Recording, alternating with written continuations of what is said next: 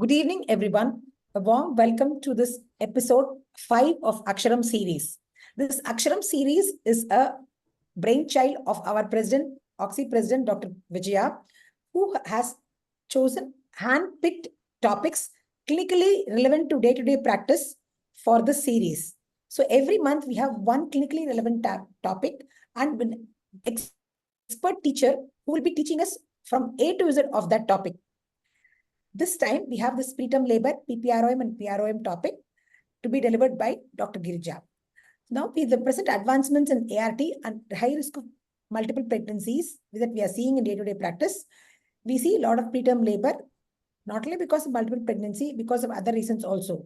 So, we are going to have a great insight about this topic. I welcome one and all for this AKSHARAM series, which is a combined effort by AKSI Medical Education Committee and FOXI Medical Education Committee. Next slide.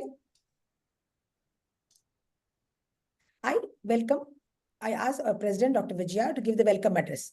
Dr. Vijaya is a professor and HOD at ESI Medical College, Chennai. No need. Skip. Okay, madam, you can give the welcome address. Yeah. Good evening, everyone, and welcome you all for this AKSHARAM series. And every month it is happening, mostly on the third week. And this is mainly for the postgraduates who has to have an in-depth knowledge in the topic of that month. That is why we're choosing an expert speaker and who can give you the insight into the topic per se. And this preterm labor, you all know, has a lot of controversies and conflicts, whether to use progesterone, whether to put the prophylactic cerclage, and what is the use of the pessaries, newer pessaries have come, and what about the rescue steroids and magnesium sulfate, what is the cutoff? So much is there, and in exams, as a postgraduate, you must be thorough with the guidelines, and you cannot say, I don't know this, in our institute we follow this, not like that. We have to follow certain guidelines, and to deliver that topic, I chose Girija, none other than Girija, because I was constantly thinking every month whom to put for that particular thing. They should be the expertise in that field.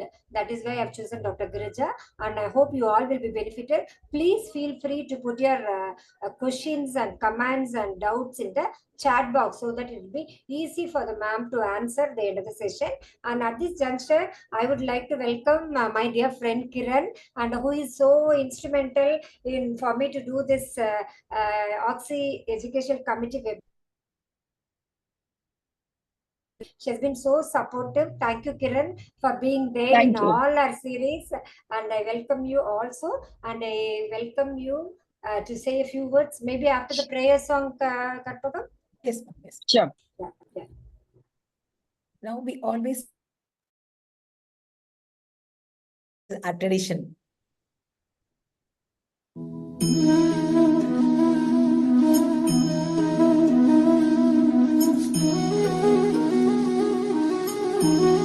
I think there is a lag of some voices. Or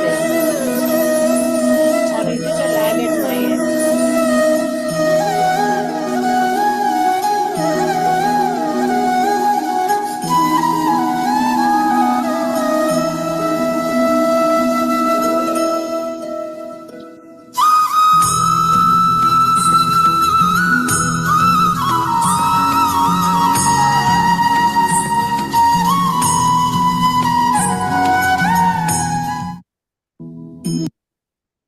We always pray to Goddess Saraswati before we start. Yeah.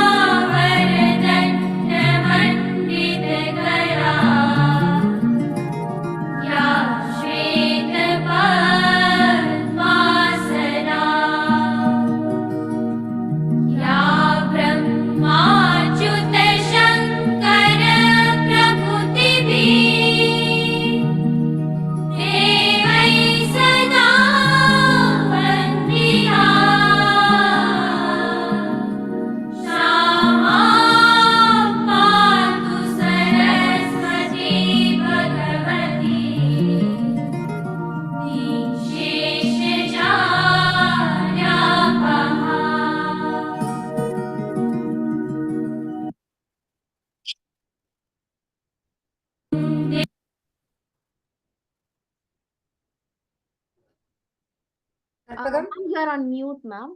Karpahambanna. Dr. Geeta Lakshmi, who's our Oxy secretary. Madam is unable to join due to an emergency. I will be saying the Oxy prayer. Thank you, God. In humility, we gather. In gratitude, we pray for all the good things you have given us. Shower us with your blessings to pass on the healing touch, to celebrate the arrival of each new life and a mom reborn. The courage to deal with it all when things are not perfect, and to remember that we are but messengers to keep our women safe and free from sorrow. We bow before your kindness and the magnanimity of your endless love. Thank you. Next slide. Now, I would like our President, Dr. Vijaya ma'am, to introduce Dr. Kiran Pandey, and Madam will have a few words. Kiran is a dear friend and who has been a pillar of support to this Oxy AKSHARAM program, a chairperson medical education committee, and I got inspired through her only about this webinar and was discussing with her. And she has been she's a professor, a former HOD of the Department of OBG Kanpur, and Professor GMC Jalan UP, and ICOG Governor Council member, and she's the President UP State Chapter AGOA in 2004 to 6. And at present, she's the president of Kanpur Menopause Society, and we are eagerly waiting for the conference at Kanpur. And she has lots and lots of achievements in Foxy, in WWE and NatCon, and lots of research activities and awards. And she is the apt person to be the chairperson of the Medical Education Committee. Foxy, welcome, Kiran, and over to you. Thank you, Dr. Vijaya. Thank you so much for very kind words. It's really good to be introduced by our friend. That's a really, I mean, it seems to be at the outset, I would say I'm very thankful to our President, Dr. Jaideep Dang, Secretary General, Dr. Bhargavi Patel, for allowing us to these webinars. And they are very, very important for the postgraduates. Both medical education is basically for postgraduates. Maybe it is Oxy, maybe it is Foxy, whatever it is. Our aim is to teach these young budding doctors who are going to be the future of the country and going to be treated. And I mean, although at this moment my heart aches with the remembering of that Kolkata incidents, and I pray homage to her and to all the young doctors who have been working hard and to save the life of the public and still getting sufferings from that. Anyway, with a heavy heart, I would like to say that Dr. Vijaya has obviously doing very so much effort she's taking to find, you can say, to search the pearls and gems from all over the India, taking out one each month so that all those postgraduate students are benefited. And I will just request you to take the maximum advantage of this. Our learned speaker, Dr. Girja Wagh, is a very humble person and very apt person for this topic of the preterm labor, PTL, PPRO, and PROM. Well, we all know already has been told by Dr. Vijaya that how many controversies and are there, the small issues where we have to reach to the consensus by the guidelines. The guidelines are made on the basis of the various studies and the all over the data which are collected on the wider scale. So these are the one we are following. Of course, they do keep changing sometimes with the new advancements. So let's learn together with Dr. Vijaya about these various things. Well, specifically the circlage, which is very comes into the mind of various persons, ultrasound guided, history guided, when it should be, when it should not be given, what is the most important, how to predict the preterm labor. That is also very important. Management, of course, will do. But important thing is if we are able to predict, if we are able to prevent by any small thing, even a week matters to these preterm children, because they are the one who have to go to the new NICUs and get, lots of treatment management has to be done. So without wasting any more time, let's invite Dr. Girjawal and to do I'm sure she will do the lots of justice and the postgraduates will be benefited. I would just request all of them to ask questions, to solve your queries. Don't just keep them into mind. Whatever comes to your mind, come forward. Put it into the chat box. Someone will definitely answer it. So with these words, thank you once again, Dr. Tapa, Dr. Vijaya, Dr. Girja, and all the audience and these dear students. Please go through it. Thank you very much. Thank you, Dr. Tapa. Thank you very much, Kiran ma'am. Now we'll go on to the teaching session, the much awaited one. Now I request our President to welcome Dr. Girija, who is the teacher for today's session.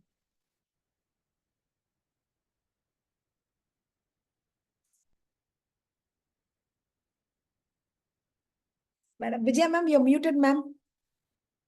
Vijaya ma'am? Yeah. Now. She's Dr. Girija is the professor, Department of OBGYN, Bharati Vidyapith Medical College, Pune.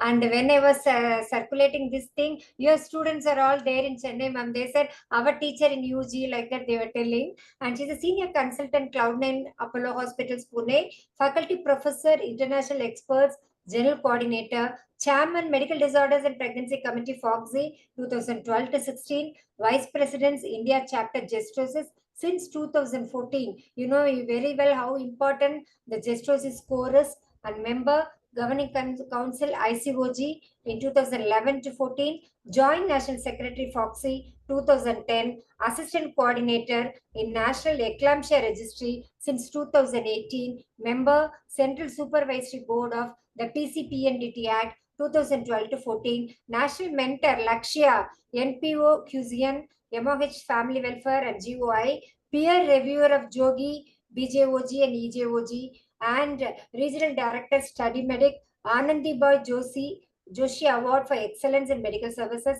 elected Vice President FOXY, West Zone 2024. What more you need? Such an expert and experienced teacher. You are all very lucky. Welcome, Dr. Girija, for this wonderful session. Girija ma'am? Madam, Muted. Yeah. Yes, I'm just sharing. Yeah. Am I audible? Yeah, yes, very much. Yes. Okay. So thank you so much for inviting me in this wonderful teaching session. And I'm always very grateful to get these opportunities because that helps me in connecting with the youngsters.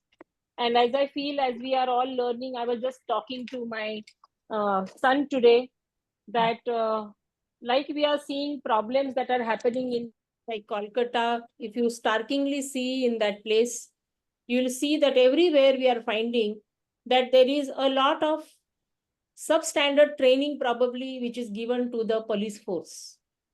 And that is the reason we are landing in problems. So as medical graduates and postgraduates, and especially obstetricians, we all have to be very responsible with what we learn and what we practice, because we are going to create the future health of this country. And we have to therefore ensure that we are well versed. We don't just get into a rote of writing some prescription because somebody is writing it for us, but to understand and get into the depth, because even if we are not gods, we definitely make a lot of change to the life of women and also to the health of the community. I also am extremely grateful to have a very, very senior professor whom I always respect, Dr. Vijaya, and Madam Kiran, because these are icons whom I follow. They have always been typically not only dedicated to the profession, but they are also no-nonsense people. And that is something as professionals we have to remember. There is a lot of fun, happiness, frolic, and so many other things in our life. But when it comes to delivering the deliverables that we are supposed to give, we have to be perfectionist. And therefore, we have to be constantly learning. I'm sure that I've been able to get a lot of things to you because I'm in active teaching and I know what are the challenges that are faced in my, amongst my postgraduates. And I also have my own clinical practice. And therefore, I deal with subordinates who are dealing with my patients when they come, and I can understand what problems are there. And taking all this into account, I have tried to get something together. But if you ask me, Madam Vijaya, I can keep on speaking about preterm deliveries for a week, but we will have to consolidate in a short time. And therefore, I will try to get as much as practical insights. And I'm also grateful to you for giving this particular access to the attendees to put their questions in the chat box, because there are going to be some questions which I will also be asking them. And I would really appreciate if they put their answers there so that we get, it's a sort of an interactive session. They can also participate. Yes. You can see the overview of contents that I have planned for you. And we have to know that preterm labor is a very, very, a very frustrating situation where the baby decides to be born before completion of its maturity of 37 weeks and after the age of viability, that is 20 weeks, when the phase of that abortion has gone up. And therefore, when such a thing happens spontaneously, it really requires to be answered why this has happened. And less than 10% of women with the clinical diagnosis of preterm labor give birth within 7 days of presentation. So what does that mean? That we have a lot of window of opportunity to try to avert this if we are there promptly or if we educated women properly. And most importantly, we have to be extremely sensitive to this because especially in India, if you look at the recent Lancet publication, I'm going to come to that. Preterm births haven't reduced over a period of the last 12 years. And therefore, we have to seriously take this into cognizance. Now, preterm deliveries for naturally for practical approaches have been categorized. And this category is very important because we have to understand what interventions will work. We have to prognosticate. We should be able to tell people what is going to work. We should be able to tell ourselves what is going to work. And for this reason, these categories are important, where you have an extreme preterm, which is less than 28 weeks. Very preterm is 28 to 32 weeks, which has a possibility of having a good output and an outcome. Late preterm, 30 to 37 weeks, another issue, but they also can suffer from transient tachypnea of the newborn and may require an NICU. And then suspected threatened preterm labors, we have to be very particular with our diagnosis so that we can use interventions to postpone the birth. And then diagnose preterm labor, how best we can give our services.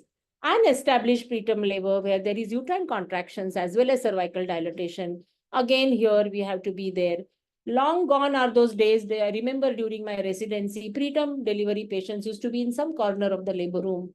And people used to just ignore them because there was nothing that could be done. And we were working by the dictum, survival of the fittest. Today, it is not so. Even a 26-weeker decides to be born, we go out of our way to help them survive because the chances of this baby surviving are nearly 60 to 65% today in the best of the NICU centers. And I myself have delivered one baby at 31 weeks of gestation, and I have gone through this pain, what it can cause. And we have been a very successful mother who has, to this baby who has now become a 27-year-old young man who is healthy. So all these things work. Now, this was what I wanted to bring to your notice, that if you look at this scenario, in 2022, India continues to still mark about more than 3 million preterm births, 3.5 million preterm births. And just before the India statistics is the Chinese statistics. Their population is much more than us, but the amount of preterm births is less. And this definitely is a substantial number. And what has come after analysis from this is that it is typically a representation of very poor prenatal care. And that is where we all have to focus on. Now, risk factors of preterm births are essential to note because these are something which you have to proactively ask the patient when she comes for your antenatal care, because some women may feel that this is not essential to be told to the doctor. There can be substance use disorder, tobacco and BD very common in our country. Anemia, nearly 55% of Indian women present to pregnancy with anemia and low iron stores. Bacteriuria, urinary tract infection. So you may have to screen them for ASB, that is asymptomatic bacilluria. Oral health, bad oral health can be cause of this. Strenuous working environment, mental or physical, can be responsible. There are lower genital tract infections, especially bacterial vaginosis. And typically I have observed that patients who have registered outside and when they come to us for birthing, many times they will tell you that speculum examination was never done or nobody even asked them whether you are having any white discharge or any vaginal complaints. And then there are, so these are all modifiable ones. There are non-modifiable ones such as prior preterm births, age, extremes, poor nutrition, of course, modifiable, but whatever it has caused an insult, it will continue. Low pre-pregnancy weight, low socioeconomic status, absent prenatal care, and that is where we have to focus. And of course, cervical injury or anomaly, uterine anomaly, excessive uterine activity, premature cervical dilatation or effacement, over-distended uterus, and vaginal bleeding. So there are socio-demographic factors. Then there are certain obstetric factors, which are very important, and medical factors, which are emergent and have to be screened for as we go through our pregnancy. And all of them can come together and conglomerate into something much worse, and that is premature rupture of membranes, where usually the dictum would be to deliver these patients. So whenever we are looking at the morbidity and mortality of preterm birth as a function of gestational age, we all will agree that the survival will always be better if the gestational age is better, and chances of respiratory distress syndrome also will be lesser if the gestational age is better. Likewise, sepsis, intraventricular hemorrhage, and necrotizing enterocolitis will all be associated with the gestational age. Now, when we look at the causes of preterm birth, the major ones are all nearly divided in quarters. So infection, inflammation can be common with fetal indications such as growth restriction and iatrogenic causes such as preeclampsia, diabetes, and previous cesarean birth. And these are the ones which we feel that they can definitely be modified with proper prenatal care, and pre-proms as well to an extent, yes, and spontaneous unexplained preterm labors are something which probably are that small part where we may not be, but all of these can be the reason which can continue to cause problems. So therefore, if we want to control anything, understand it, concentrate on PROM, because PROM is something which can be as a result of uterine distension, infections, genital tract or systemic, decidual when there is abruption or insufficiency or a low-lying placenta, uterine malformations, activation of the maternal fetal HPA axis, and this is because of stress many a times, and any kind of fetal anomalies, presentations, lies, and fetal growth restriction can cause PROMs as well. And then there is something that majority of them will contribute to something which is called as a fetal inflammatory response syndrome. And there is, for some given reason, there is a functional progesterone withdrawal. We know this happens in normal labor, but in preterm labor, it would occur prematurely. There is, because of stress, CRH, pro-inflammatory cytokines, proteinases, and matrix metalloproteases, which get released. And these all will contribute to causing irritation of the myometrium due to prostaglandin release and preterm births.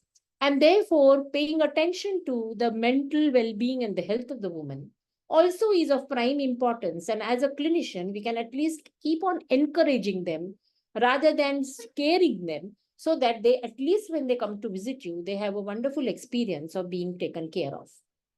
So when we look at the pathogenesis of preterm labor, it seems to be a local progesterone withdrawal, oxytocin stimulation, and maybe ascending infection, which can give rise to premature decidual activation. And these all lead to cytokines and chemokines, giving rise to uterine contractions, cervical ripening, and rupture of the membranes.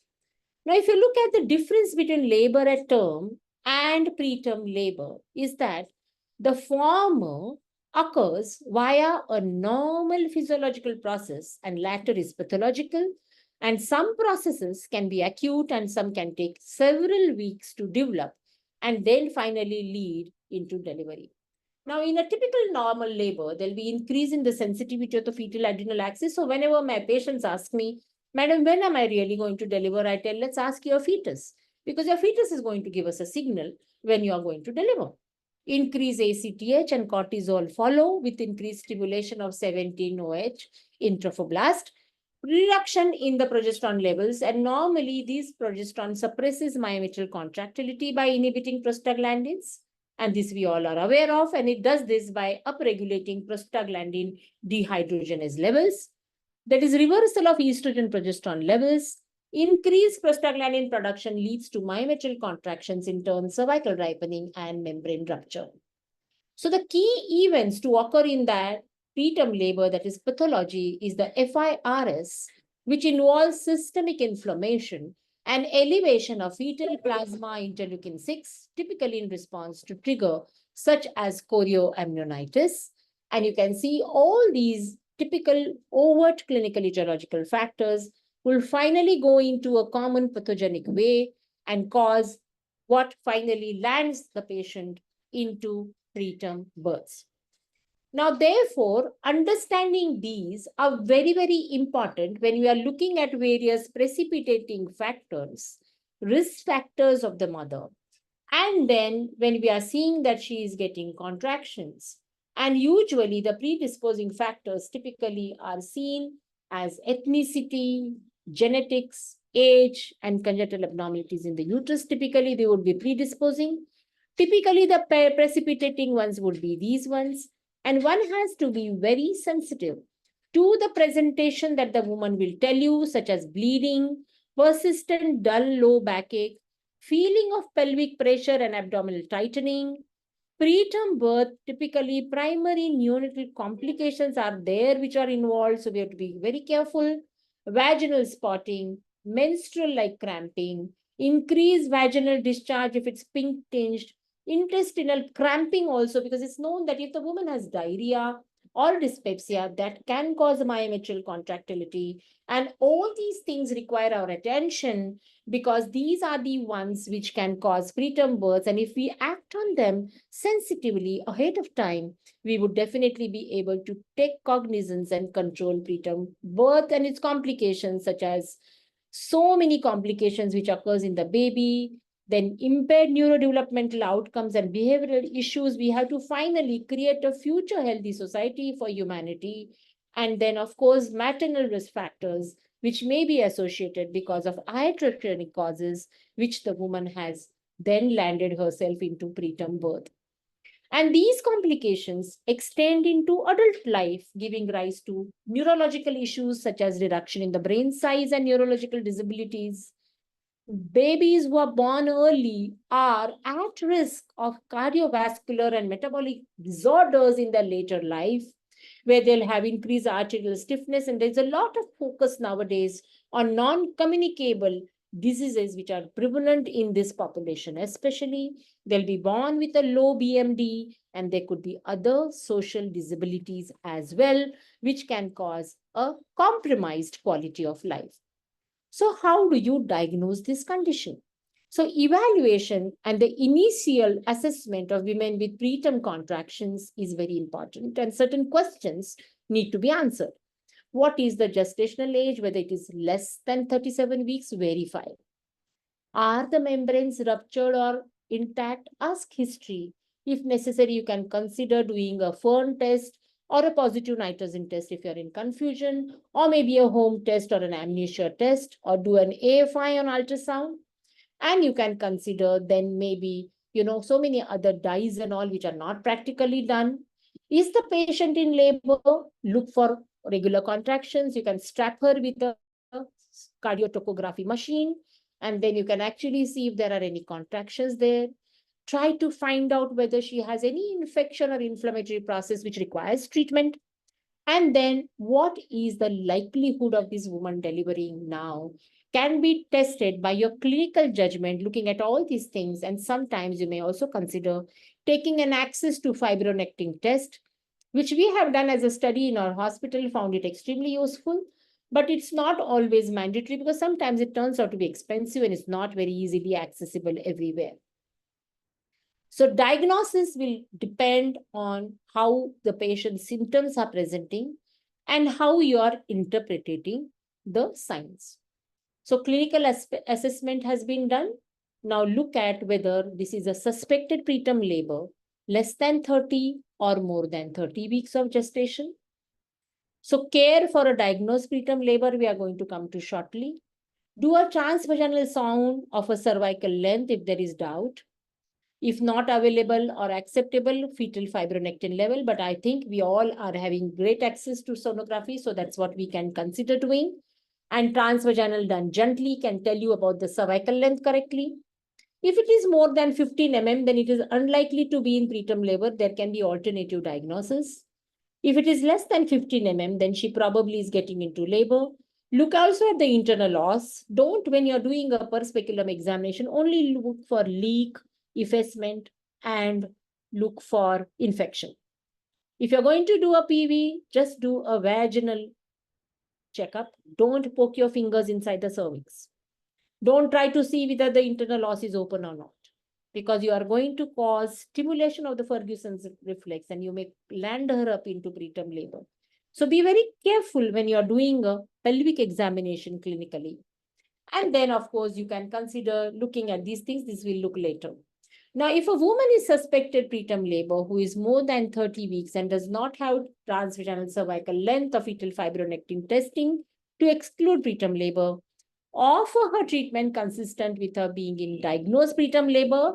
There is no harm in over-treating, and do not use TVS of cervical length and fetal fibronectin testing in combination to diagnose preterm labors in that situation. So now you have a patient who has told you that, yes, she is in established preterm labor. We have to take care of her accordingly. If the patient has PROM, we are going to discuss how we are going to look after for that. And if you are doubtful whether there is PROM, then you can consider doing the nitrazine, the PAMG test, or the various tests. We are going to discuss them a little. And when these tests come positive, what are we going to do? We are going to see as we go by. So there are certain interventions which are there in place to prevent preterm labor, such as cervical cerclage, progesterone supplement, aspirin, smoking cessation, other important interventions which can help, such as fetal fibronectin, adequate rest, dietary magnesium supplementation, especially women are having hypertension pregnancy, treatment of hypothyroidism and by levothyroxine and calcium supplementation, and we'll just deal with them. But now you have a patient who is in established preterm labor. You have to consider corticosteroids, tocolytics, Maxelf, rescue cerclage, and antibiotics. So therefore, depending on her gestational age, we have to discuss with the patient and her relatives what are going to be the prognostic conditions. What are you going to do? Maybe if the cervix is opening up, we may consider doing a rescue cerclage. You can consider giving her you have to give her maternal corticosteroids and tocolytics, magnesium sulfate for tocolytics, as well as neuroprotection. And then, depending on the gestational age, as you can see here in this picture, you can decide when you're going to give magnesium sulfate, when you're going to give nifedipine, and then consider giving her steroids up to 35 weeks of gestation.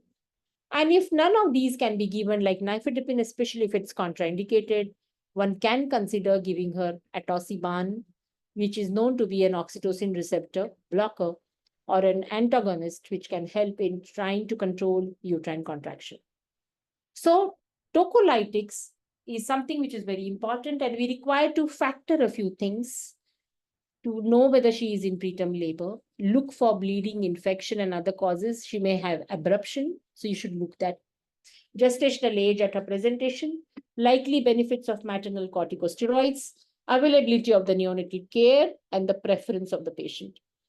Now, nifedipine is something which is very commonly used, and it can be used from the gestational age of 24 to 34 weeks in both intact membranes and in suspected PTL as well. And the dosage would be 20 milligrams orally, loading as it is called as 10 to 20 milligram TID or QID. And if the nifedipine is contraindicated, we can consider atosiban. And it's always better not to use beta mimetics for tocolysis, because I have an experience where they do have certain other abnormal presentations, fluid overload and things like that. So we are not using this anymore, but there are some people in our country who do use oxazepine hydrochloride, but do not continue any tocolysis beyond 3 to 5 days, because after that it is ineffective. So the initial dose, as I mentioned, can be 10 milligrams of oral capsule, and then it can be given with no subsidence of contractions after 20 minutes and repeated every 20 minutes until contractions subside, with a maximum dose of 40 within the first hour, and 20 oral difedipine administered every 4 hours after uterine activity subsides and continued up to 48 hours. And then you can put her on a slow release formulation for the next subsequent 48 to 72 hours. Atosiban, you have to be well versed with the dose. It is given as an initial IV bolus of 6.75 milligrams over 1 minute. And then you have to give it through an infusion pump of 10 ml of atosiban, that is 7.5 milligram with 90 ml RL, to make 100 ml infuse this over 3 hours at 300 micrograms per minute. And if the contraction persists, then start a lower dose of atosiban in a new 100 ml bottle of 100 micrograms per minute and continue for 2 hours after contraction stop. The duration should not exceed over 48 hours, and the total dose to be given as a full course of therapy should not exceed 330 milligrams. 4 grams of magnesium sulfate infusion in a 200 ml RL solution over an initial phase of 20 minutes with a dose of 0.20 per minute is my most go-to tocolytic as well as a neuroprotector. And I also give it concurrently with nifedipine without any complications. So maintenance dose is 2 grams per hour until the desired result of tocolysis was obtained over a maximum total maintenance dose of 24 grams. And the IV maintenance treatment sustained for 2 hours after complete cessation of contractions. And then you can also know that magnesium sulfate is a very important medication for neuroprotection. And the question also is there, in a very, very low limit of viability baby, can it be given? There is no data, but it has been showing recently in some anecdotes, small data, that there is a reduced incidence of cerebral palsy. And therefore, at a lower limit of viability as well, you may consider giving magnesium sulfate. And how does it help? It is known to stabilize the cerebral circulation, similar to actions that would happen in eclampsia.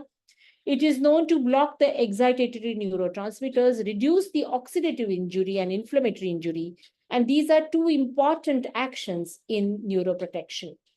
And another things are, it causes vasodilator effect, anti-inflammatory effects, and NMDA receptor modulation also helps in keeping the excitatory reflexes stable whenever we are using magnesium sulfate.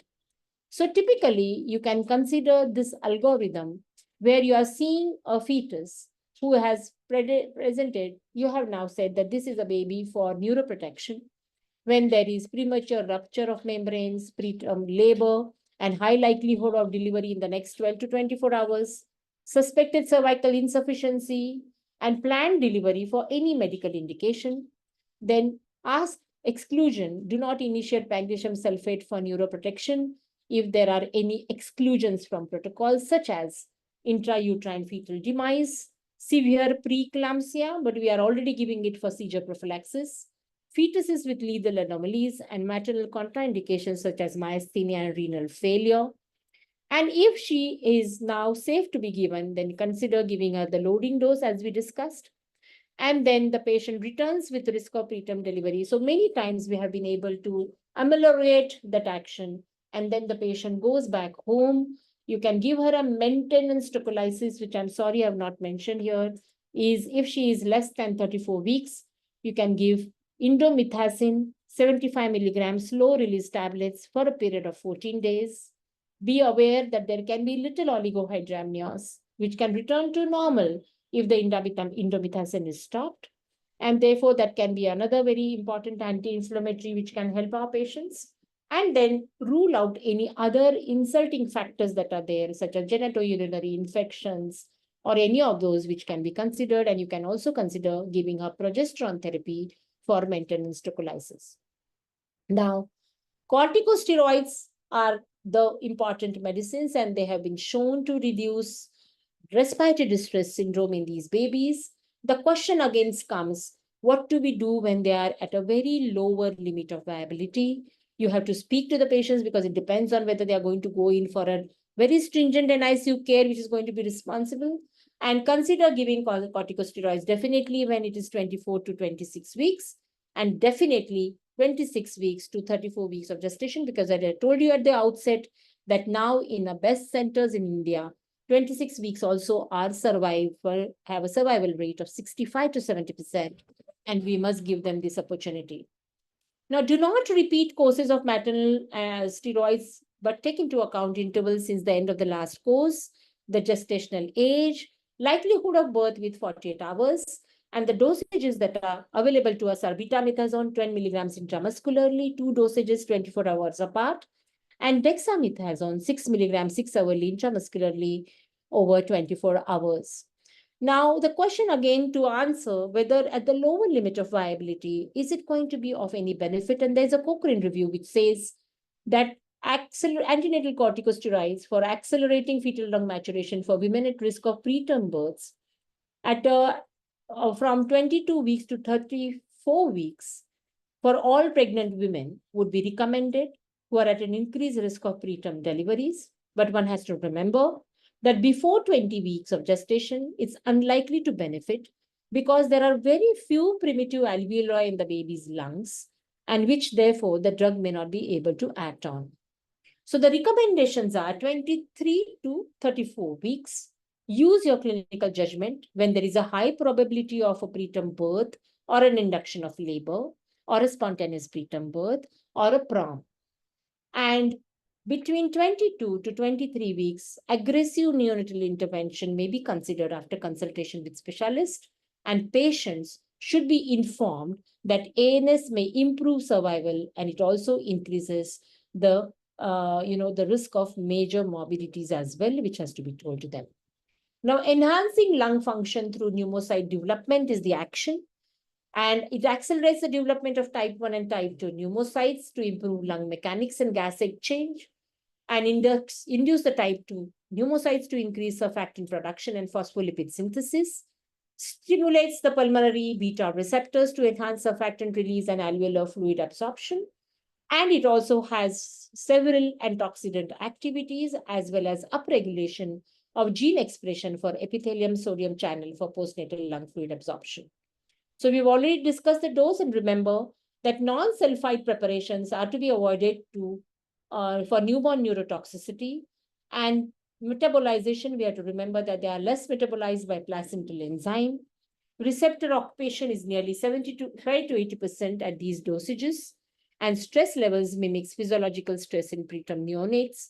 And therefore, it's important that the government of India says that use dexamethasone in the Indian setting because we do not have the appropriate salt of betamethasone.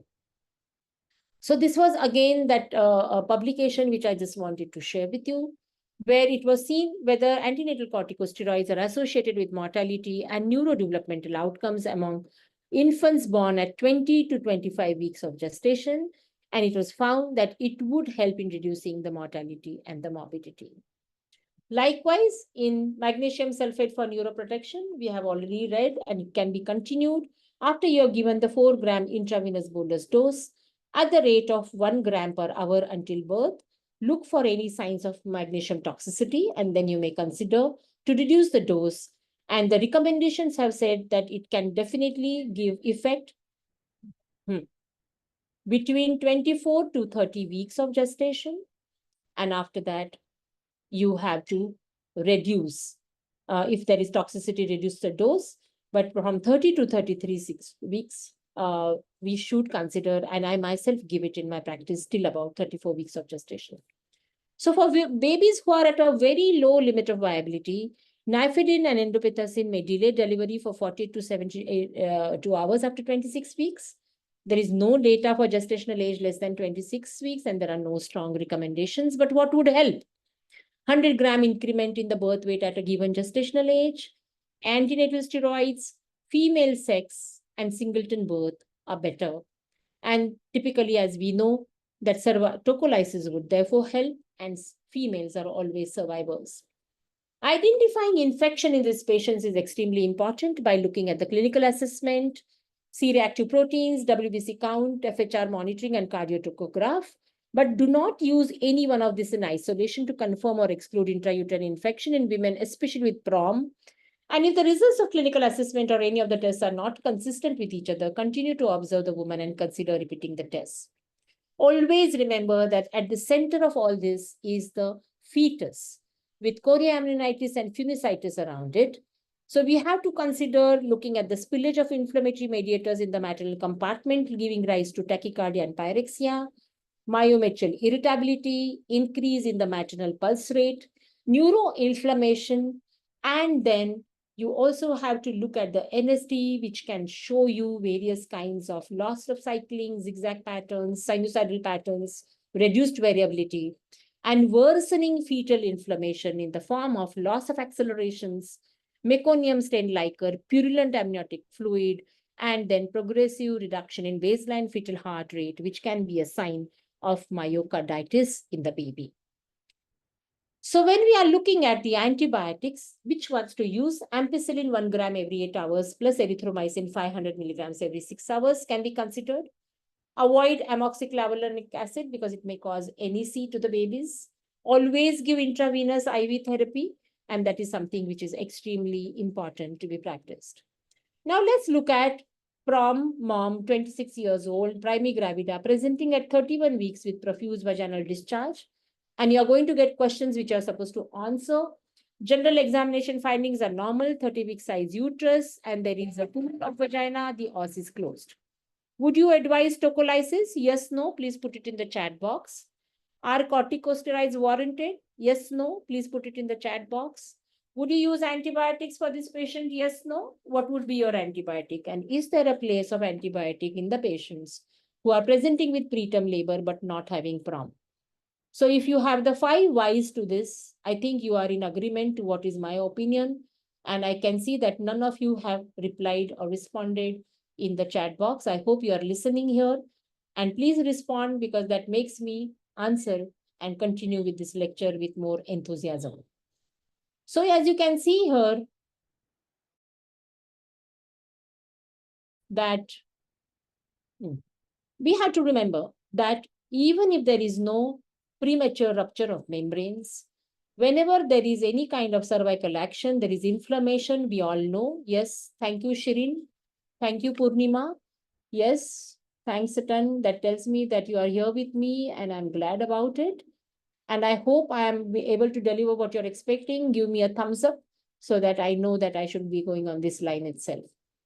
So rational latency prophylaxis therapy are known to benefit and they have demonstrated to prolong pregnancy. So it's and reduce neonatal morbidity. So you are rational in giving a prophylactic antibiotic, even in the absence of PROM or an active infection, which is visibly seen.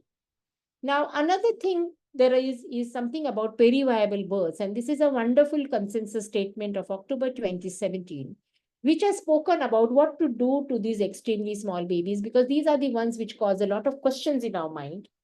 And it has been found that all these actions which we would do for preterm babies would be of help even for these babies. Of course, when it comes to cesarean births, we will definitely decide to weigh and rationalize whether it would be really right to make the mother morbid or if they are really going to be able to survive the fetus. And all these will have to be individualized as we take the decision, because sometimes there can be illnesses such as preeclampsia. And therefore, as the dictum goes, in a patient of severe preeclampsia, you are not going to continue this pregnancy beyond 24 weeks if it's less than 24 weeks, beyond 34 weeks if it is less than 34 weeks, and even at around between 24 to 34 weeks, you'll have to individualize based on what is her presentation. Rescue cerclage is another active form which may have to be considered. When the patient presents to you between 16 to 27 weeks with a dilated cervix and exposed unruptured fetal membranes, and these would be better, but you have to look for signs of infection, active vaginal bleeding, and uterine contractions where you would not perform this. And when you're doing a rescue cerclage, there are wonderful techniques which you can use, like giving the patient a regional anesthesia, giving her a steep head low, let the membranes go inside, using the Babcock's forceps, and gently pushing the membranes inside by inserting a Foley's catheter. So you put in a Foley's catheter, expand the balloon, and then very with peace, do that circulage. And maybe you can consider taking a warm stitch. And there have been many experiences in literature where patients' pregnancies have been salvaged. So rescue circulage, of course, can be considered when there is no contraction, trauma, or infection. And pregnancy prolongation and increased live births with circulage have been found to be against and without. So here is an example of a patient who was 26 years old, diagnosed with thyroiditis, had a previous history of loss at 19 weeks of gestation, then a missed abortion at 13 weeks of gestation, and has now presented presently at, you can see here, at around 23 weeks of gestation. And here you can appreciate that she is saying that something is not right with me. And you can see that the proximal cervical canal has opened up and the distal cervix is all closed. And this is where we decided to take her up. So I'd just done a per speculum examination. I'd seen the membranes bulging there, and I thought, let's first do a scan. And you can see here, after stabilizing her for about 48 hours with tocolysis, antibiotics, then we did a rescue cerculage. And we could take her pregnancy till 36 weeks, where she landed with PROM. Fetal fibronectin has been identified to be another way in which we can identify and predict whether this particular woman who is presenting to us is going to go into preterm birth. So after 22 weeks, usually, fetal fibronectin is not present in the cervico-vaginal secretions. And if it is present, then it is due to the separation of decidua and the membranes and inflammatory marker. So this is an extracellular glycoprotein secreted by the chorionic tissue present in the amniotic fluid in the placental tissue. It's a biological glue which binds the blastocyst to the endometrium and normally present in the secretions up to 22 weeks. But when it comes after that, then it can tell you that probably there is a leak somewhere, and that is the reason why the vaginal secretions are showing that there is probably a leak, and this patient has a high likelihood in going into preterm birth.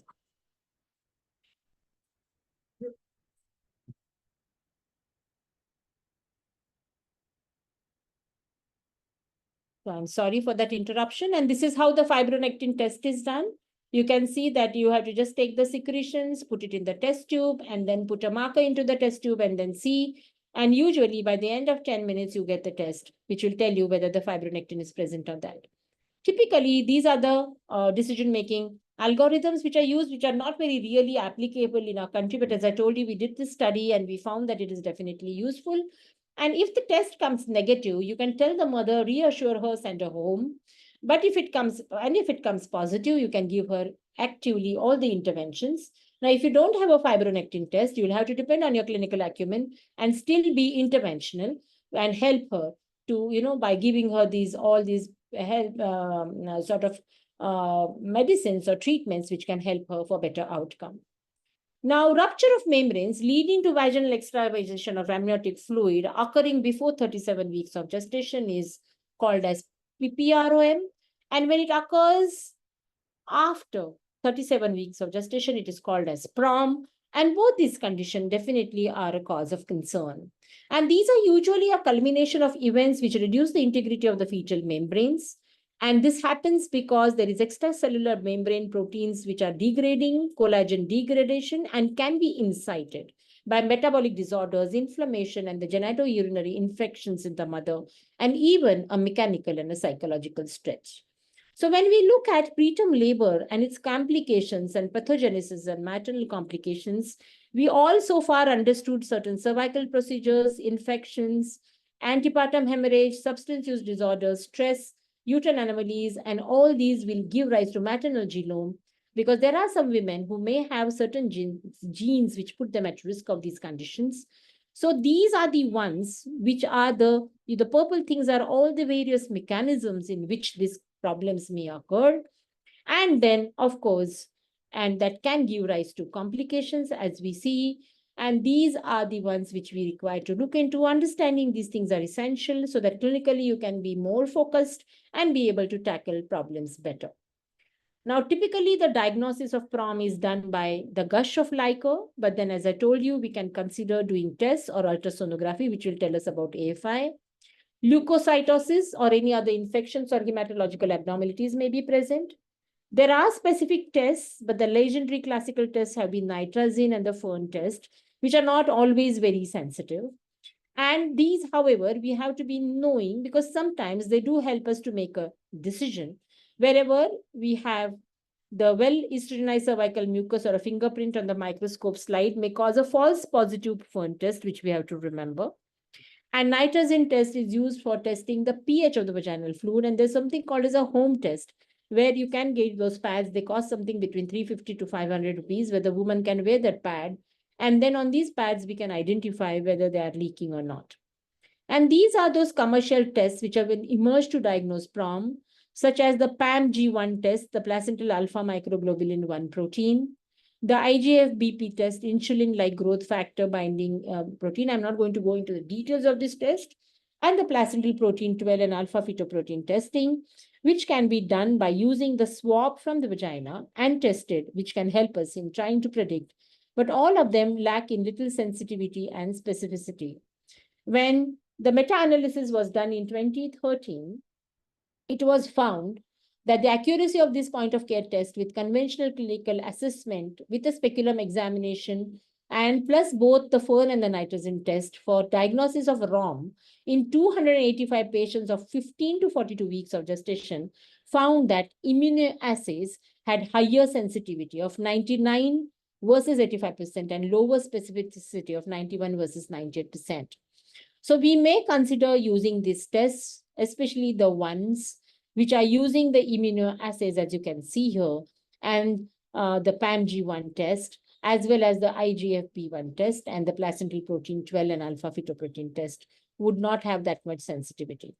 So other causes of vaginal perineal wetnesses include urinary incontinence, excessive vaginal discharge, cervical mucus, and perspiration, which we should know of. And typically, when you see a leak, it's important to look at the characteristic of the leak and remember that it is an amniotic fluid and not a urine that you're trying to test. And you have to remember that amniotic fluid pH is usually 7 to 7.3, while the urinary pH would be typically less than 6. And amniotic fluid and urine definitely have certain different characteristics, but sometimes they may cause an ambiguity. Vaginal discharge may be clear or yellow like amniotic fluid and urine, but it is generally thick, not watery, and has distinct findings that distinguish it from these other substances. So we have to be looking and evaluating at the patient correctly, trying to find out whether it's amniotic fluid or it's something else, and in accordance taking our calls. Now, we have to be well versed with the consequences of PROM because that can cause chorioamnionitis, sepsis, and it can also cause placental abruption, and it has a very higher incidence, and therefore we have to keep a watch on this patient, and these questions will rise especially when we are trying to conserve their treatment. You can use amniotic fluid index to diagnose PROM where cessation of fluid leakage is rare except in patients with PROM related to amniocentesis. And sealing of membrane is associated with a more favorable prognosis. If the AFI is low, less than 5, then most likely it is PROM undoubtedly. If it is moderate, low, normal, then you can consider using the commercial kits. And if it is higher, then definitely it is not a PROM. Now, we have to remember that fetus and the neonate are definitely at an increased risk of sepsis as well as conditions such as infection, IUD, and cord prolapse, and therefore we have to be careful. Now, coming to twin pregnancy, it's a double trouble and a risk for preterm births, as we understand. But nowadays, there's a practice of going and tightening each and every twin gestation. But we must look at this very interesting observation made by these workers, where they found that typically, most of the times in twin gestation, there is a stable cervix, nearly 44.4% of the times. There can be early rapid shortening in 4.1%, and there can be late shortening in 25% approximately, and early shortening with a plateau later in 27%. So therefore, surveillance of these patients is important. And this is that interesting study which you all can refer to, where we find that the most common pattern would lead to preterm births less than 36 weeks. In all these cases, there has been early rapid shortening. So if it's early rapid shortening, we can very well do surveillance by doing a cervical screening.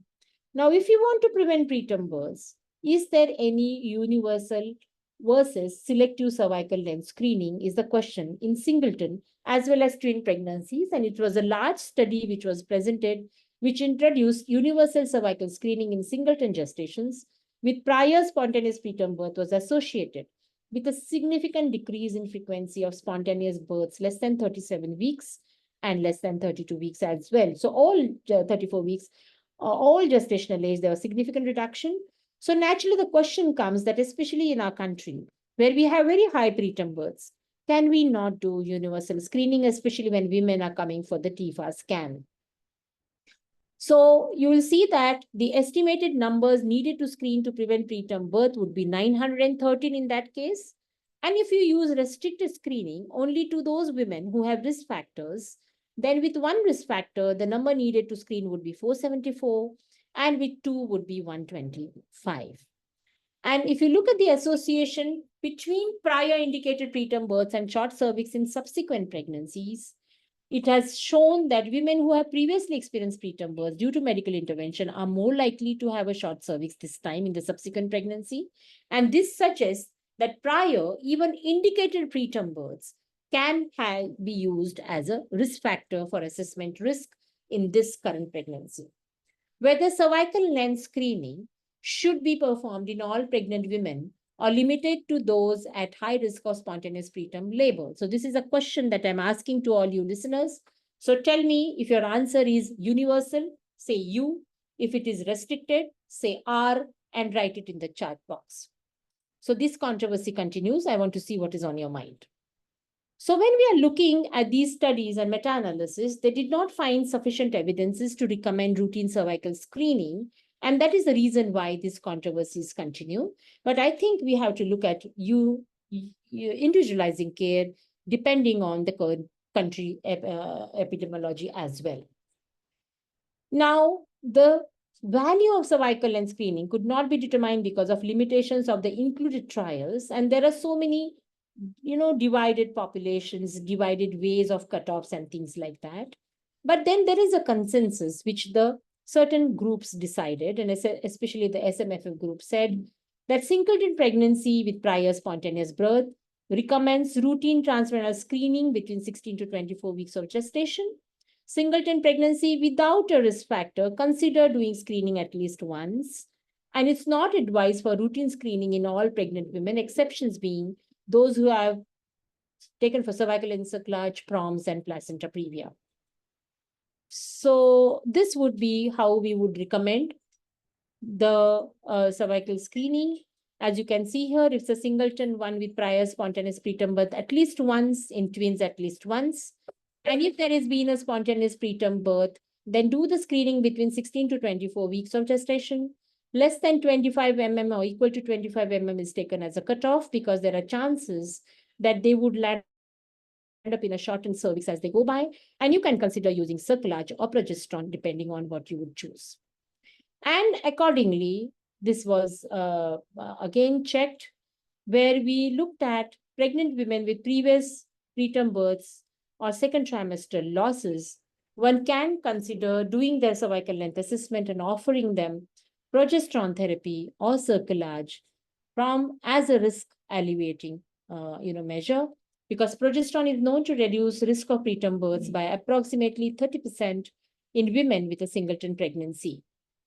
Now, this is the typical algorithm which has been taken from the ACOG practice bulletin, and you can just go and access it on the Google and find out, and it speaks about the same thing that I just now explained to us. What one has to remember, however, prior to 16 weeks is that the lower uterine segment is underdeveloped, making it challenging to distinguish this area from the endocervical canal, and therefore we have to use this discretion when we are doing the assessment. Now, we know that calcium has been found to be an effective preventive measure for preeclampsia.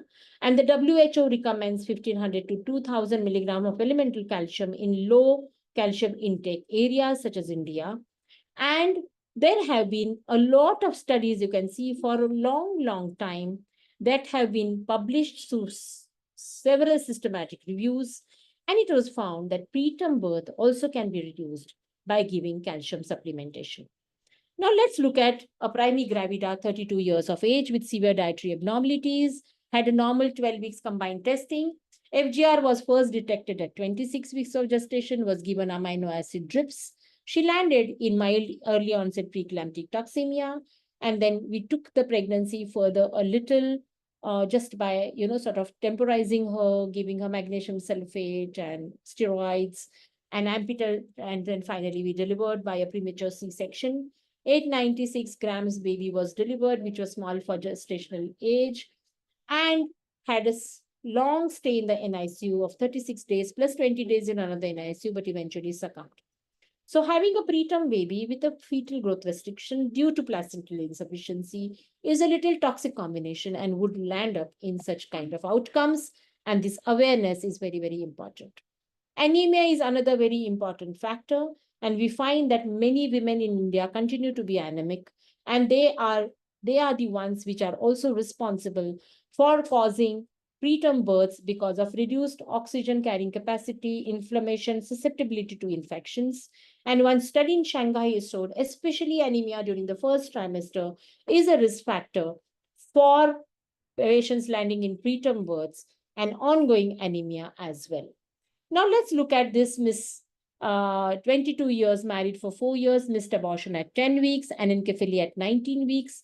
Present pregnancy, her scan is at 6 weeks only. Scan at 19 weeks showed a cervical length of 3 centimeters.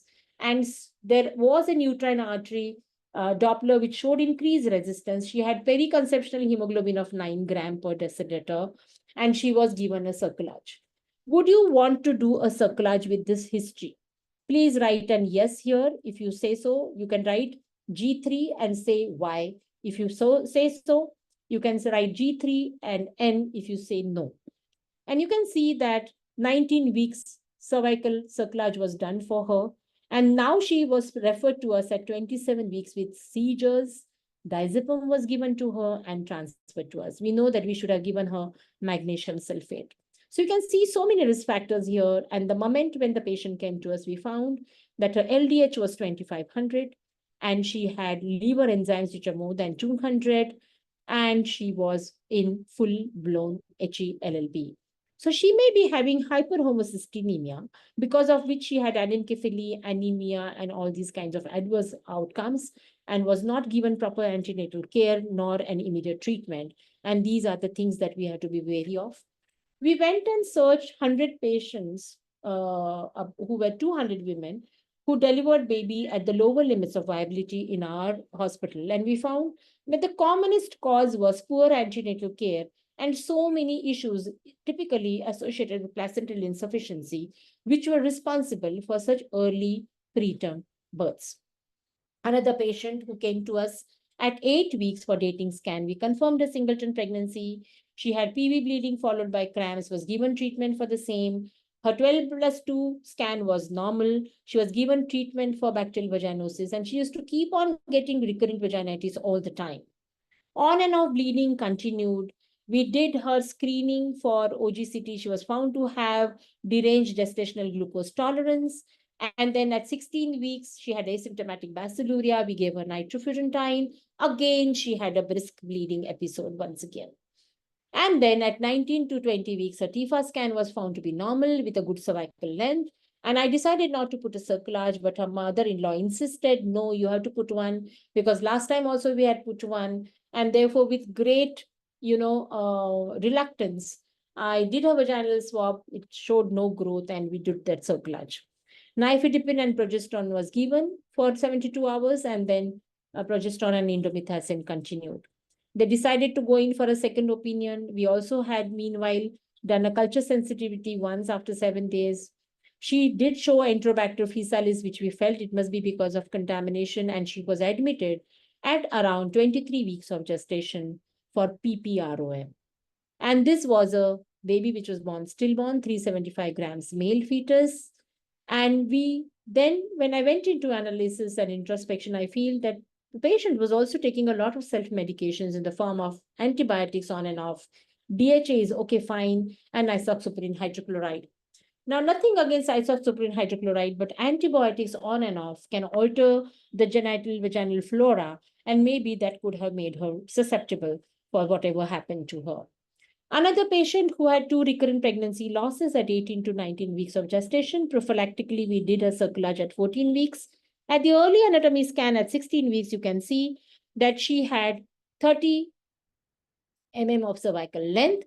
But when we called her at 18 weeks of gestation, her residual cervical length was 16 and I again performed a repeat cerclage, sonography guided at 18 weeks, and we could take this pregnancy to 38 weeks of gestation.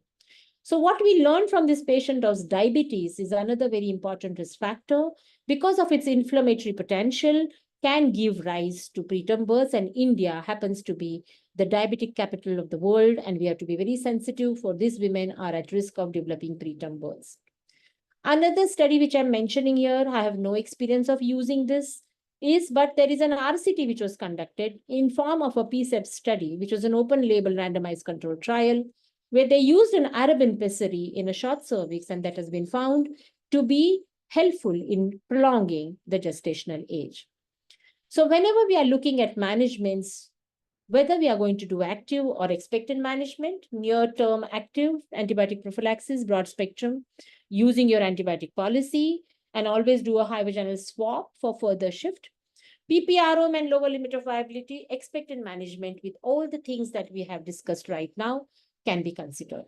In my personal practice, PROM delivery for patients with term PROM, labor is induced as soon as possible unless there are any contraindications to vaginal delivery, and cesarean section is performed as soon as possible if we have stabilized the patient, if she is at term.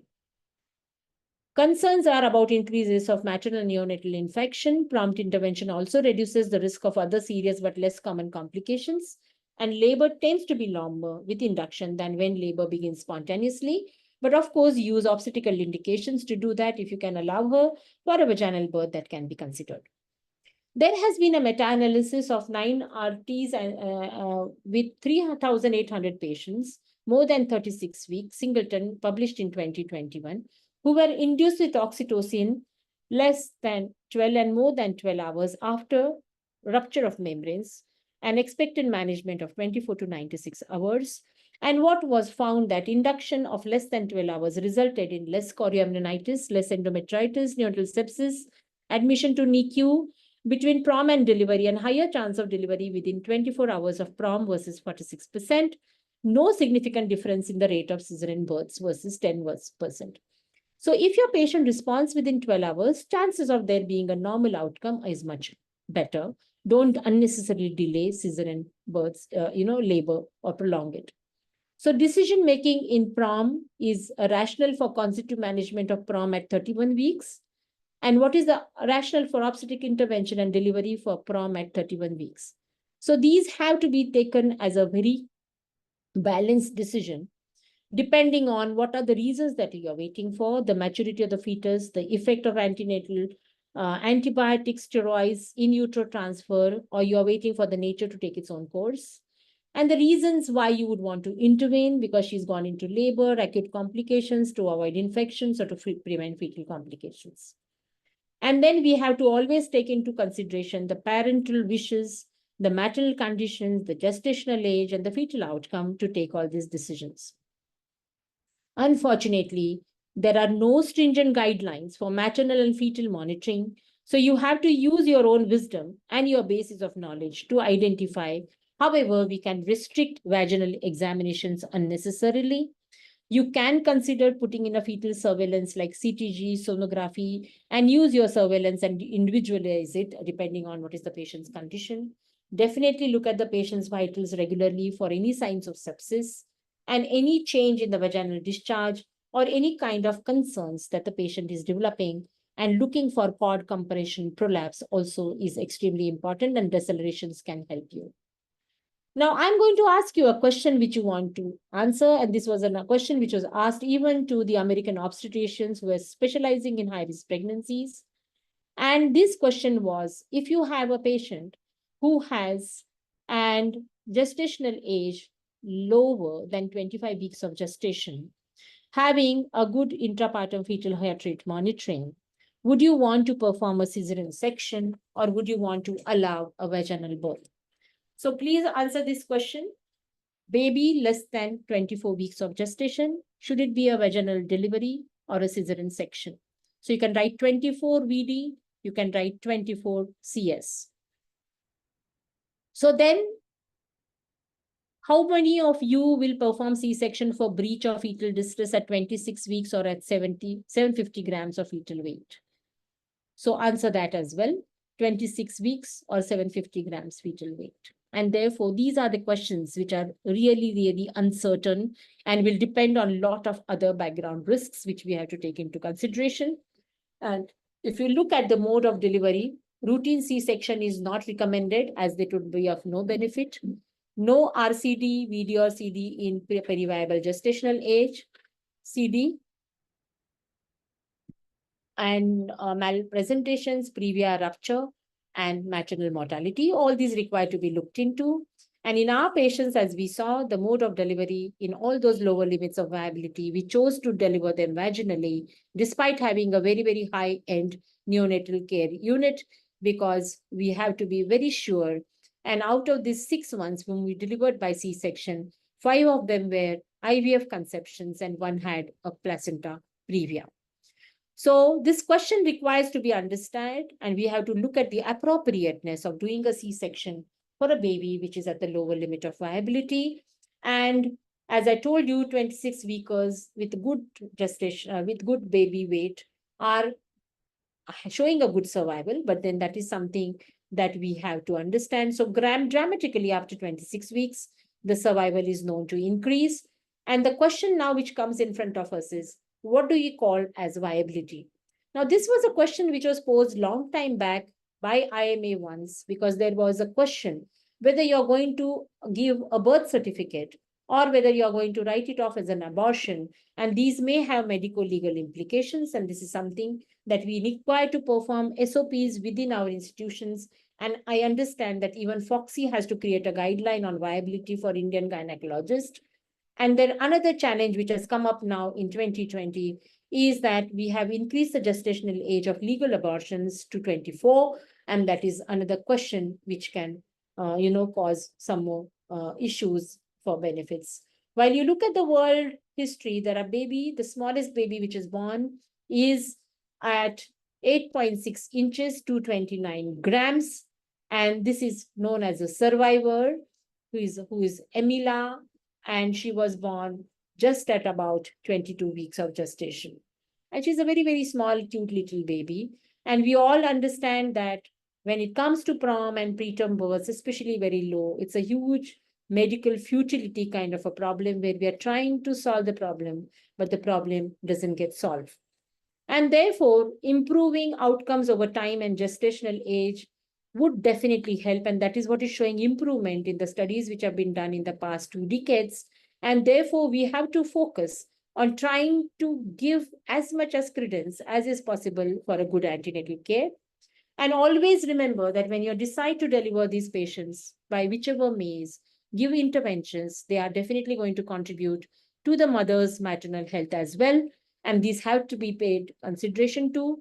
If you're going to do a surgical intervention, remember this mother may have a future reproductive career, and therefore you have to take a call because there can be increased incidences of abnormal placentation. Now, delivering the preterm birth also is an art, and this has to be a balanced decision as I way of understanding, with proper care even during labor, with proper cover, atraumatic delivery, and in the presence of a neonatologist. Correct interpretation of the EFM is very important because they have a low variability. Accelerations would be only up to 10 beats per minute, and this has to be understood as per the gestational age of the fetus. And electronic fetal monitoring has to be interpreted. Loss of variability may tell you infection, deceleration can tell you cord compression, gestational age has to be accounted for. And a non-reactive test can also be because of magnesium sulfate or nifedipine. And when we are doing a cesarean section, you have to remember that there's going to be an abnormal presentation. You must be able to understand that this lower uterine segment is not well formed. You will have to therefore plan it and then in accordingly take care. We have a mental image of lie-in presentation, adequate abdominal incision. Smaller the baby, bigger the abdominal incision. Lower segment approach is feasible in most of the times. Extend the incision with scissors upwards. If non-vertex, go for the feet and deliver by IPV. Be quick. Don't let the liquor drain out, otherwise the baby will get entrapped.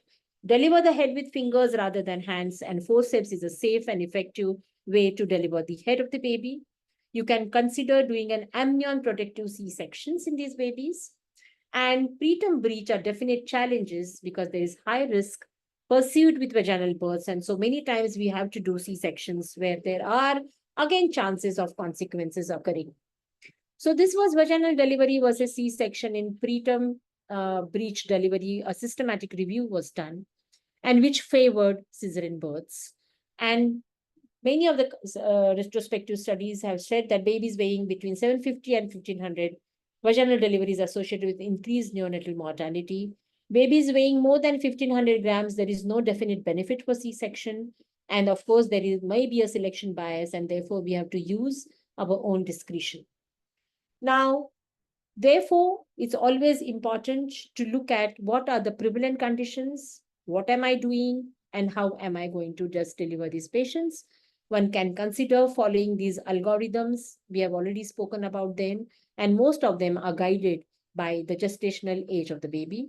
You can go to the foxy.org and find out that the Foxy has protocols which have been performed, and these are checklists which you can observe when you have a patient presenting with PROM or PROM. And we have to work towards zero preterm births, and that is by screen and correct anemia, look for genitourinary infections. I give them a combination of azithromycin, secnidazole, and fluconazole at 12 to 14 weeks and repeat it again at 26 weeks. Screen for asymptomatic basiluria. Look for cervical length whenever you're doing cervical whenever you're doing scans. Treat dyspepsia. Look for leukocytosis in every CBC. Give indomethacin for 14 days, between 24 to 34 weeks if the patient is showing any inflammation. And then you can consider giving natural micronized progesterone at women at risk till 32 weeks of gestation. Delivery, as I told you, has to be en-call if at all it is happening. And if you are going to deliver a premature baby, you can consider using a forceps rather than giving it a traumatic vaginal birth, and never use wantos.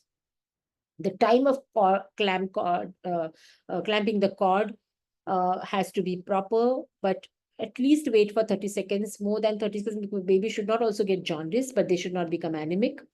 And we have to remember that preterm births are associated with lot of morbidity. So place of delivery is important, or you may consider an in utero transfer.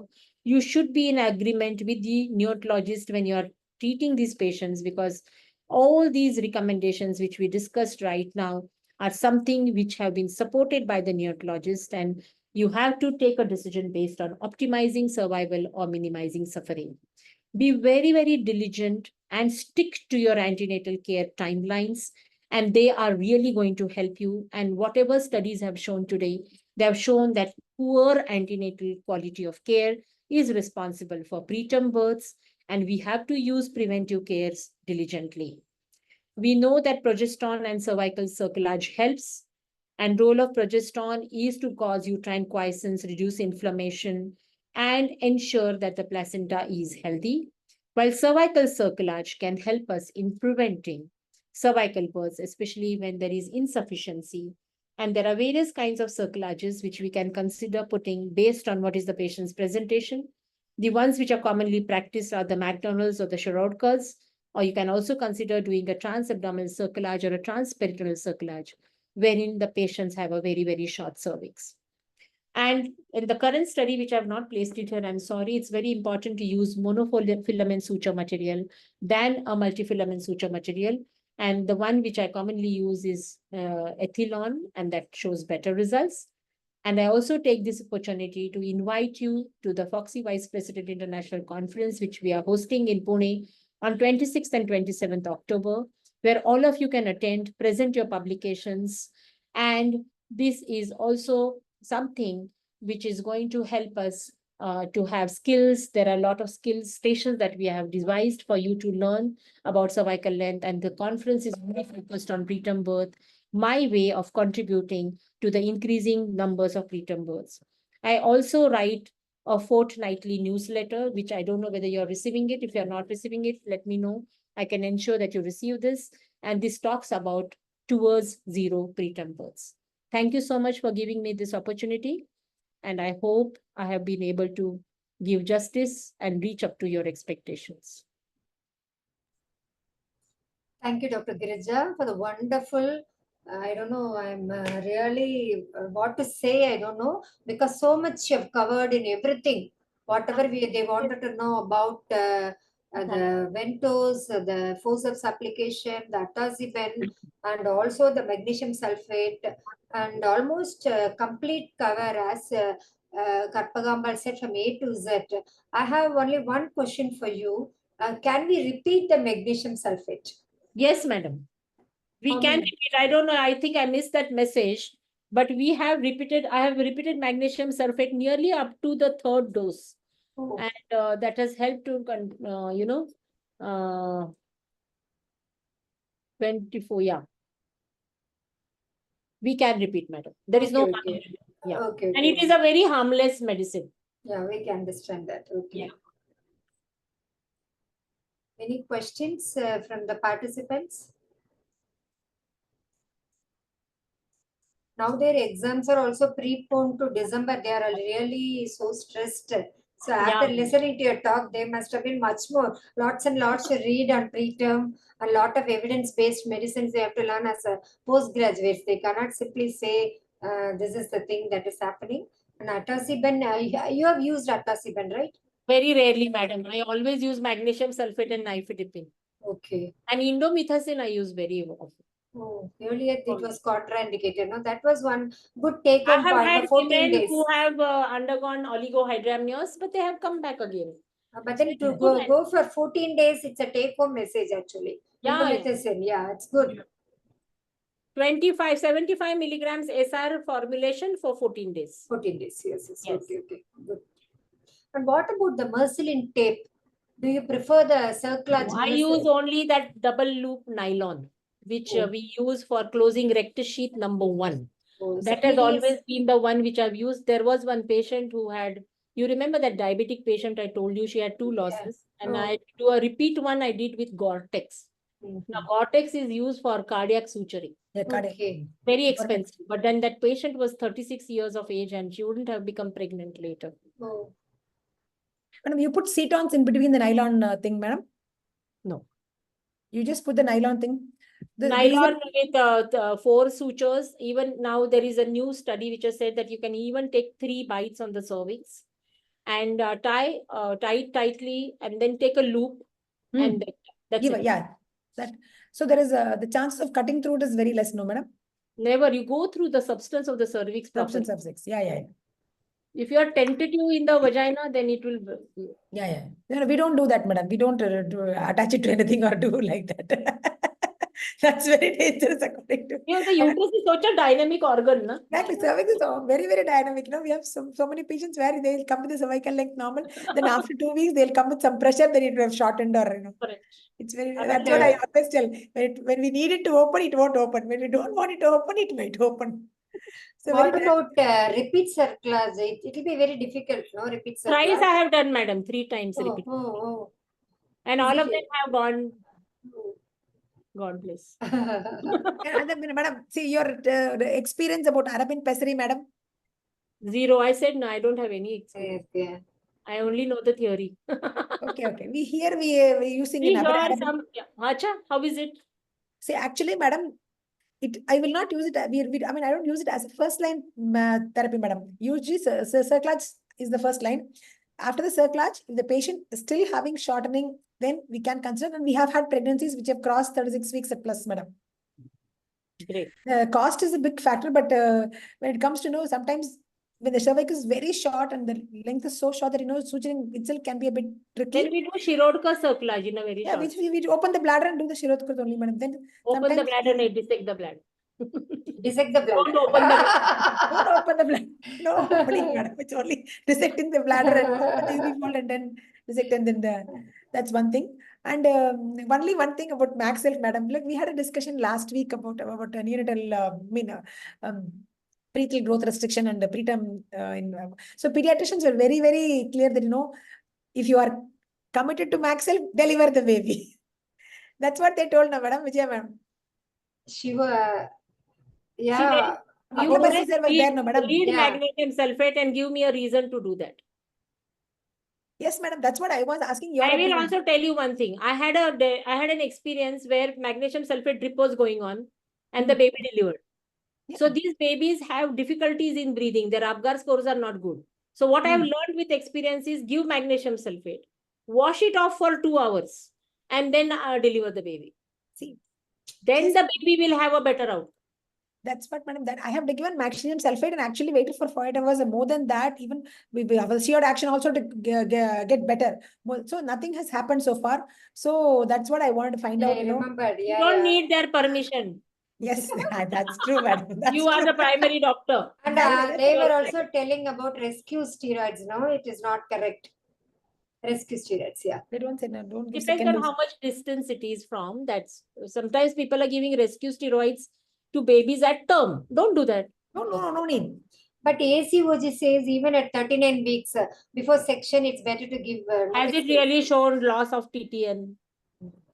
Yes. Studies are not there. Yes, And we don't want babies to have diabetes later, no? There are two questions in the chat box, Karpaka. Yeah, I'll read them out, madam. Actually, I got logged out. So when Dr. Gomati has asked for preterm after Maxelf, if no pains, shall we discharge? That's what we were talking. She said, okay, no. I've done that, madam. Once one patient had a previous LSCS, she came with actually tightening at around 32 weeks. We actually gave, we didn't know, we thought she might progress, but we gave steroids, everything, and we had everything settled down with tocolysis, nifedipine. We gave her preloading with crystalloids, then gave her nifedipine, settled down, monitored her very well. Then actually she prolonged for another 3-4 weeks actually. Yeah, So they do. nothing, For nothing preterm after happened. magnesium sulfate, if no pain, shall we discharge? Yes, that is the Yes, answer to that's- Gomati. And Yeah. Tara has asked me a direct question, madam. And Yes, she's saying indomethacin linked to early closure of ductus arteriosus. earlier they were Of course telling. not after 34 weeks, not before 34 weeks. After 34 weeks, don't give. Till 34 weeks, nothing happens. Give.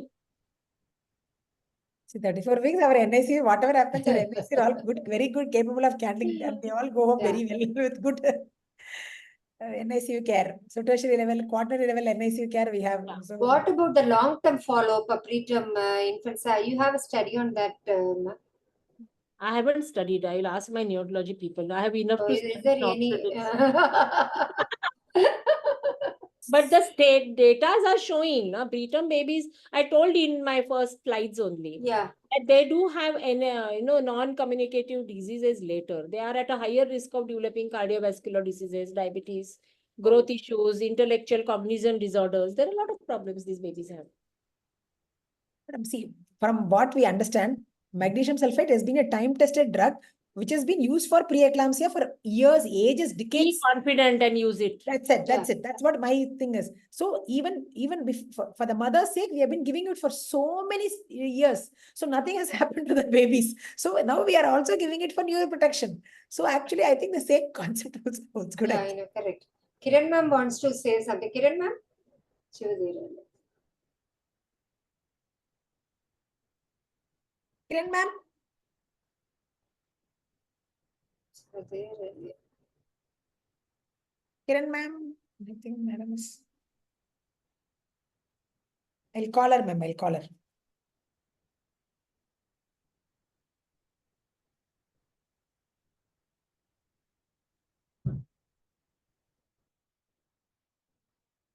You are using Amnisure, huh? I use Amnisure for ambiguous diagnosis, when we are not sure. Nitrazine you're not using. No.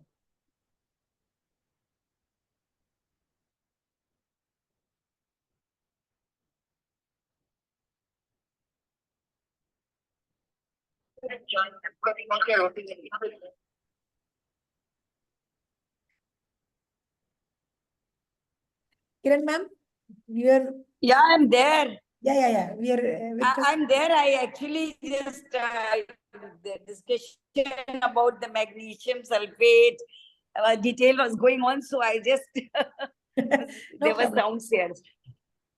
It was wonderful discussion. I mean, the Dr. Girija explained it very nicely with the help of patients and practical cases. That gives you the hack how to manage it practically. That's a very wonderful way of explaining to the residents. I'm sure postgraduates must have been, they must have had understood the how to manage and when to do what. It's a wonderful session. Yeah. Can we close? Yes, thank you so much. Yeah. All of you have to come to Pune in October. Huh? Yeah. We had come to that HPV Master Champions that we had come to Thane. And Dr. Girija, Yeah, you have to come to Dr. Girija. You have to come in February to Kanpur. Certainly. We'll do. Indian Yeah. IMS National Conference. Sure. Okay. Thank you, Girija. Thank you for accepting. It was wonderful. Yes, Thank you so much, Kiran ma'am. Thank you so much. And we'll Thank meet you. next month. We'll meet. Yeah. thank you so much. I also Okay. thank. Okay. And that- just remember, start collecting the people, start spreading and Sure. make a group. Definitely. Yeah. Sure. Okay. Thank Bye. you. Thank you. Yeah. Vote of thanks. Yeah, vote of thanks. We have already behalf- done so. On behalf of our treasurer, Dr. Malaraj, I would like to render the vote of thanks. I first of all thank the Almighty for giving this opportunity of great education, and also our President Vijaya Madam, our entire Oxy team, Kiran ma'am, who is the chairperson of the Foxy Medical Education Committee, and Dr. Girija, the excellent teacher with case scenarios. We had a very nice discussion, and the delegates were also asked to interact by putting a thumbs up or answer the questions, and also Shield Pharma, who has been giving us the platform whenever we ask, and excellent support from Chitrakala and Shahiti for this wonderful webinar. Thank you so much.